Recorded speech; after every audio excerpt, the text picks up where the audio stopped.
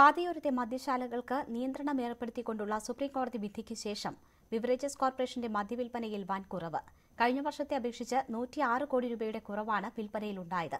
സർക്കാരിന് നികുതി ഇനത്തിൽ ലഭിക്കേണ്ട തുകയിൽ 10% കുറവുണ്ടായി. കഴിഞ്ഞ വർഷം ഏപ്രിൽ മാസത്തിനെ അപേക്ഷിച്ച് ഈ ഏപ്രിലിൽ ബിവറേജ് കോർപ്പറേഷന്റെ മദ്യവിൽപ്പനയിൽ 106 കോടി രൂപയുടെ കുറവാണുണ്ടായത്. കഴിഞ്ഞ ഏപ്രിലിൽ 1078 കോടിയായിരുന്നു മൊത്തം വിൽപ്പന. എന്നാൽ ഇത്തവണ വിൽപ്പന 972 കോടിയായി കുറഞ്ഞു. ബിയർ വിൽപ്പനയിൽ 50%, ഇന്ത്യൻ നിർമ്മിത വിദേശ മദ്യങ്ങളുടെ വിൽപ്പനയിൽ 8% കുറവുണ്ടായി. വിൽപ്പനയിലുണ്ടായ കുറവ് വൻ നികുതി നഷ്ടത്തിനും വഴിയൊരുക്കുന്നു. ഏപ്രിലിൽ 10% നികുതി ഇനത്തിലുണ്ടായ കുറവ്. ബിവറേജ് കോർപ്പറേഷന്റെ 179 വിൽപ്പനശാലകളാണ് സുപ്രീംകോടതി വിധി മൂലം മാറ്റേണ്ടി വന്നത്. എന്നാൽ ജനകീയ പ്രതിഷേധമടക്കമുള്ള കാരണങ്ങളാൽ 118 എണ്ണം ഇനിയും തുറക്കാനായിട്ടില്ല. പ്രതിദിനം 4 കോടിയിലധികം രൂപയാണ് ബിവറേജസിന് നഷ്ടമാകുന്നത്.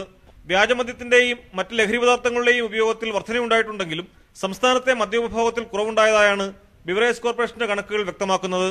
ന്യൂസ് 18 തിരുവനന്തപുരം.